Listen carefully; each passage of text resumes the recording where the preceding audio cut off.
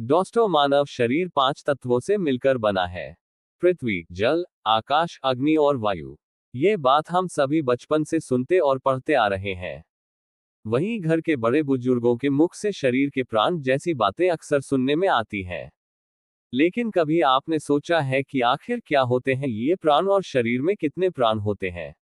यूं तो शरीर में मुख्य प्राण तत्व एक ही है, लेकिन शरीर में उसकी क्रियाशीलता और उपयोगिता के आधार पर कई भागों में विभक्त किया गया है। जिस प्रकार बिजली या फिर ऊर्जा एक है और उसके उपयोग अलग अलग प्रकार से किए जाते हैं, उसी प्रकार शरीर में मुख्य प्राण शक्ति एक है, लेकिन शरीर के विभिन्न कार्यों में इस शक्ति की उपयोगिता के आधार पर इन्हें 5 भागों में बांटा गया है। शरीर में अपान नामक इस प्राण का बहुत ही महत्वपूर्ण योगदान है। अपान शरीर से दूषित पदार्थों को बाहर निष्कासित करने का काम करता है।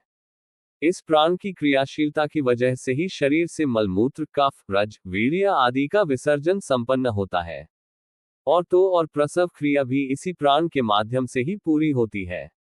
समान, इस प्राण का काम शरीर में निर्मित होने वाले विभिन्न रसों को सही स्थान पर ले जाना है।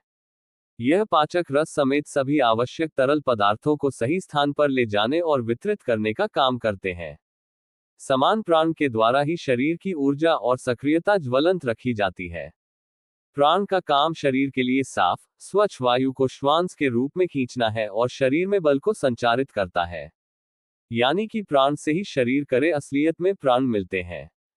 उदान, प्राण का ये चौथा प्रकार शरीर को कड़क बनाए रखने और उठाए रखने का काम करता है।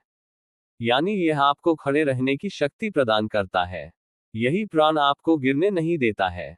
बाहरी नकारात्मक शक्तियों के बीच शरीर को स्थिर खड़ा रखने का काम उदान नामक प्राण ही करते हैं।